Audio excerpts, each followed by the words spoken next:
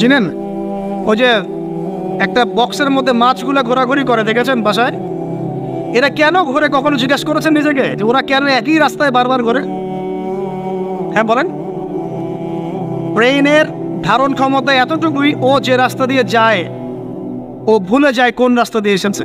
ওই জন্য প্রতিবার এই রাস্তাকে ওর কাছে নতুন বলে মনে হয়। এত স্বল্প জ্ঞান আল্লাহ পাক ব্রেন তাকে দিয়েছে, কিন্তু তারপরেও সে আল্লাহর অবাধ্যতা করে না, কিন্তু সে আল্লাহর ইবাদত করে। ওই মাছও আল্লাহর ইবাদত করে। এখন আমাদের সমাজে এমন কিছু মানুষ দেখতে পাওয়া যায়, জ্ঞান বুদ্ধি মাশাআল্লাহ এমন বলদের পর্যায়ে, যদি বলি কাশ্মীর মনে হচ্ছে জান্নাত, বলবে যে কাশ্মীরকে জান্নাতের সাথে তুলনা করছে। সুবহানাল্লাহ। যাই হোক, আপনাকে যেটা বলছিলাম, যদি এই বিয়ের ডিসিশন আপনি ঠিক রাখতে পারেন, দুনিয়াতে জান্নাতের একটা ফ্লেভার পাবেন ইনশাআল্লাহ। এই সৌভাগ্য নবী সাল্লাল্লাহু আলাইহি ওয়াসাল্লামের হয়েছিল, কারণ তার ঘরে খাদিজা রাদিয়াল্লাহু আনহার মতো একজন স্ত্রী ছিলেন। সারা দুনিয়া তার বিরুদ্ধে, কিন্তু বাসায় গেলে তিনি প্রশান্তির সাথে থাকেন। এটা নিয়ামত না? আর নূহ আলাইহিস সালাম সারা দুনিয়ার সাথে লড়তে হয়, বাসায় এসে আবার ওয়াইফের সাথে লড়তে হয়।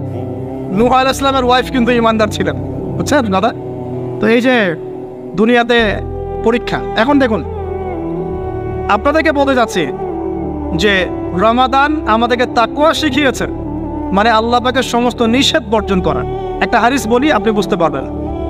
আল মুমিন, মুমিন মুসলিম, আল মুমিন আল মুসলিম মান সালিমাল মুসলিমুনা মিন লিসানিহি ওয়া ইয়াদিহি, যার হাত এবং জবান থেকে অন্য মুসলিম নিরাপদ থাকে। আর আল মুহাজির, মুহাজিরকে মান হাজারা মা নাহাল্লাহু আন, আল্লাহ পাক যা নিষেধ করেছেন এখান থেকে সে দূরে থাকে, আল্লাহর নিষেধ থেকে দূরে থাকে। আল্লাহর নিষেধ থেকে দূরে থাকলে পরে তাকওয়ার ফ্লেভার পাওয়া যায়। স্ত্রী ছিল হালাল, আমি ছেড়ে দিয়েছিলাম। পানি পান করা কি হালাল না হারাম? হালাল, কিন্তু রোজা রেখে ছেড়ে দিয়েছে। খাবার খাওয়া কি হালাল না হারাম? হালাল, রোজা রেখে ছেড়ে দিয়েছে। আল্লাহ পাকের হালালগুলো বর্জন করেছে, হারাম কি করতে পারবো? এই জিনিসটার নাম তাকওয়া। রমজান এই শিক্ষা দিয়ে যায় নাই ভাই? বলেন, রমজান এই তাকওয়ার শিক্ষা দিয়ে যায় নাই? অতএব এই শিক্ষাটাকে সারা বছর ধরে রাখবো ইনশাআল্লাহ। পারা যাবে ইনশাআল্লাহ? আল্লাহ আমাকে তৌফিক দেখ, আপনাদের সবাইকে তৌফিক দেখ, যেন সারা বছর যে কাজই করব আল্লাহ সন্তুষ্টির জন্য করব, যে কাজই করব নবীর তরিকায় করব, যেই কাজ আল্লাহর নবী এবং আল্লাহ পছন্দ করেন সেই কাজ বেশি বেশি করব, যেই কাজ আল্লাহ নবী পছন্দ করেন না সেই কাজ করব না। সহজ কথা ইনশাআল্লাহ। আল্লাহ আমাকে তৌফিক দেখ, আপনাদের সবাইকে তৌফিক দান। আর এই কাজটা শুধু নামাজে, রোজায়, হজ জাকাতেই না, বরং আপনার ব্যবসা, আপনার সংস্কৃতি, আপনার পরিবার, আপনার রাজনীতি সবখানেই করতে হবে। এই জায়গায় সমস্যা, এই জায়গায় মানুষ মানতে চায় না। এই জায়গায় বাংলাদেশের মুসলমান এখন দুই ভাগে বিভক্ত হয়ে গেছে। একগুলো হয়েছে মুনাফেক মার্কা, একগুলো মুমিন মার্কা। দুইটা মার্কা এখন স্পষ্ট হয়ে গেছে। মুনাফেক মার্কা কারা? নামাজ, রোজা, হজ জাকাত ইসলাম মানতে চায়, এখানে ইসলাম মানতে আমার কোনো আপত্তি নাই, কিন্তু জীবনের অন্যান্য ক্ষেত্রগুলো যেগুলো পড়ে আছে এখানে ইসলামের কথা বলতে আসেন না, খবরদার। সমস্যা এখানে। তো বিশ্বাস করেন, এদের জন্যই কবরের আযাব অপেক্ষা করছে। কবরের আযাব কেন? এমনি এমনি বলি নাই কথাটা। আব্দুল্লাহ বিন উবাই কি চিনেন নাকি? চিনেন? আব্দুল্লাহ বিন উবাইয়ের নাম শুনছেন? সূরা তাওবার অনেক বড় একটা অংশ একে কেন্দ্র করে আয়াত নাযিল হয়েছে।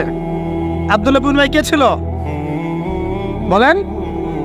মুনাফিকের সর্দার, শুধু মুনাফিকের। বলেন তো আব্দুল্লাহ বিন উবাই নামাজ পড়তো কিনা? নামাজ পড়তো কিনা? আব্দুল্লাহ বিন উবাই নবীর সাথে উহুদের মাঠেও যাচ্ছিলেন, নবীর সাথে তরোয়াল নিয়ে উহুদের মাঠে যাচ্ছিলেন যুদ্ধ করতে। রাস্তা থেকে ব্যাক করেছে যদিও বা, যাচ্ছিল তো নাকি? আচ্ছা, আব্দুল্লাহ বিন উবাই মসজিদে গিয়ে নামাজ পড়তো না বাসায় নামাজ পড়তো? কোন মসজিদে? যেই মসজিদে যাওয়ার জন্য আমরা দোয়া করি আল্লাহ আমাদেরকে নববীতে যাওয়ার তৌফিক দাও, তাই না? ওইখানে কে নামাজ পড়তো? সে নবীকে দেখেছে কি দেখে নাই? নবীর পিছনে নামাজ পড়েছে কি পড়ে নাই?